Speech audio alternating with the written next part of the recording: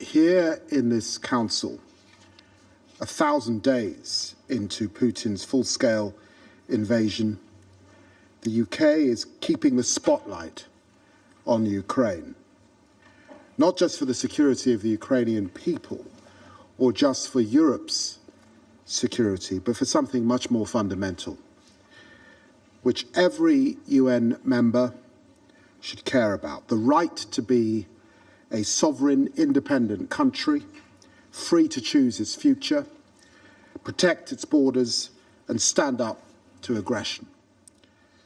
Everyone on this council should be familiar from the climate crisis with the concept of tipping points, the critical moment after which changes are irreversible. These exist in geopolitics as they do in science. And unless Putin fails, I believe we face one over Ukraine. Unless Putin fails, we could plunge into a world where the principles enshrined in the UN Charter will have lost their meaning. Unless Putin fails, others will be inspired to wage imperialist wars of conquest. Unless Putin fails, our faith in international law may never return. And unless Putin fails, each of our borders will be less safe. If anyone doubted Putin's intent this weekend's massive missile attack on Ukraine and its energy infrastructure should serve as a reminder. Putin wants to plunge Ukraine into darkness. For years, the Kremlin has tried to bully Ukraine into submission. Russian missiles have struck hospitals and grain ships destined for Africa. Russian troops have raped and tortured Ukrainian prisoners, and Russian police have abducted Ukrainian children for indoctrination in Russia. Like a desperate gambler, Putin has got all in on this illegal war. Putin has lost so many soldiers, 1,000 days into a war he thought he would win in days. He's now turning to North Korea for reinforcements and to Iran for ballistic missiles.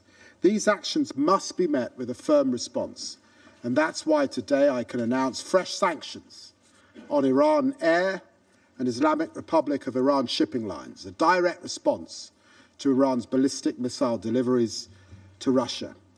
We are using the full force of our sanctions to constrain the Kremlin's illegal actions, from their shadow fleet of oil tankers to suppliers to their war machine, from shady kleptocrats to mercenaries destabilizing the continent of Africa.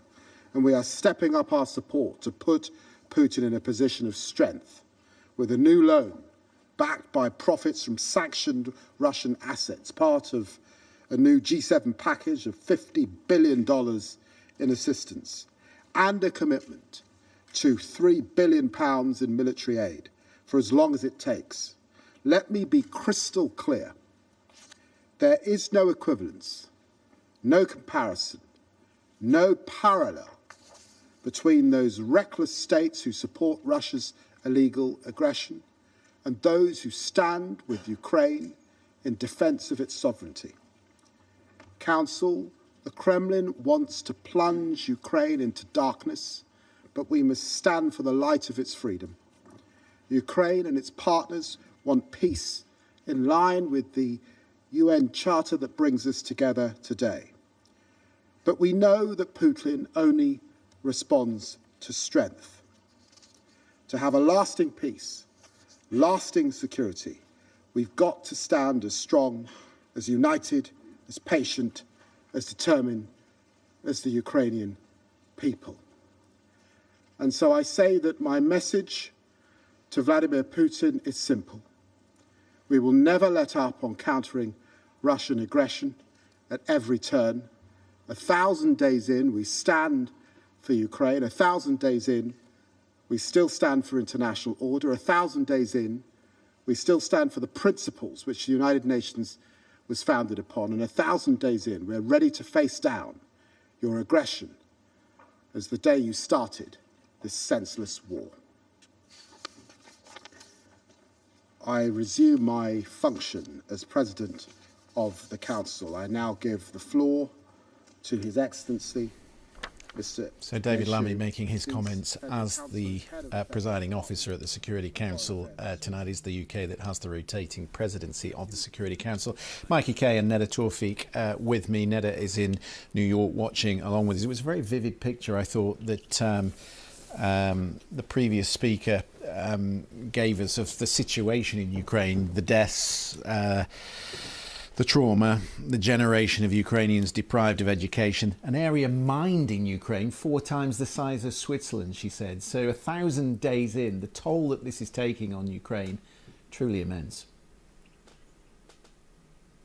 And she made the point that this has been some of the toughest months yet of the war, saying that 12,164 civilians had been killed, over 600 children, 4 million internally displaced. And you look at the attacks over the weekend in Sumy and Odessa, and she talks about just the scale of the drone strikes and the missile strikes there, and just how it's targeting the energy infrastructure as the winter approaches. So Rosemary DiCarlo really trying to emphasize to the Council just how much worse things have become and how much worse yet they could be in Ukraine. It's really interesting also, Christian, you know, the Security Council held a dedicated meeting to speak about the fact that North Korean troops, the accusations that Russia has been using North Korean troops to start fighting in the Kursk region. And what Rosemary DiCarlo said there was that that would be adding fuel to the fire, that it would be internationalizing this explosive conflict. And as I say, the Security Council did have a dedicated meeting on that issue, and what was really notable was while you had the U.S. and the UK saying that there was about 10,000 North Koreans being disguised as kind of ethnic minority Russians and given ID cards and Russian uniforms, what was interesting was also to hear from South Korea and Japan and their concerns that the fact that Kim Jong Un would most likely be expecting a big payoff from President Putin for the contribution of those troops, and then wondering how that would affect the nuclear profile and the non-proliferation regime worldwide. Yeah. So we can already see this. The sort of global implications the global implications that David Lammy was talking about. Just a line of breaking news from the Ukrainian foreign minister, who's been talking about the decision Joe Biden took, Mikey, on those long-range missiles, a game changer, he says, for Ukraine. I mean, no weapon or decision like this is in itself going to change the battlefield, but I guess what they can change in aggregate over a period of time is the attrition on the Russian forces, the sort of decisions logistically the Russians are making. So maybe even in 2 months through the winter, maybe it is a game changer for Ukraine. Over 650,000 Russian soldiers wounded or killed. That's massive. But I think if you look out to what the strategy is now, we talked about Zelensky's victory plan. You know, Trump's going to come in on January the 20th, and the entire world knows that he wants to sit down and negotiate under certain terms. Those terms are likely to be favourable with what Putin's end state is going to be, which is redefining sovereign boundaries inside Donetsk and also preventing Ukraine from getting accession to NATO. So if this strategy allows Zelensky to use ATACMS to degrade and deter Russian and North Korean forces around Kursk, that allows Zelensky to hold on to that territory inside Russia, then maybe when it comes to January the 20th and everyone has to sit down at the table, Zelensky has a little bit more leverage when it comes to negotiating those terms. And I think that's what it's about. There has been this criticism that Joe Biden, who is a lame duck president after all, has taken a decision which has in some respects tied the hands of Donald Trump, the incoming president. But could you look at it another way and say in actual fact it strengthens his hand, because he's able to say to Putin, look, either you come to the table or we continue supplying these longer range missiles and that will be more painful for you. I think it absolutely does have the possibility of making Trump look even more of a saviour, because if this now turns to a change of nuclear doctrine, which it is from Putin, who said that aggression against Russia by a non-nuclear state, but with the support of a nuclear state, is proposed to be considered as their joint attack on Russia, and he's now changing nuclear doctrine to include potential responses to an attack that poses a threat to Russian sovereignty, then absolutely, if Trump then comes in and then decompresses this whole rhetoric, it could actually make him look like the savior.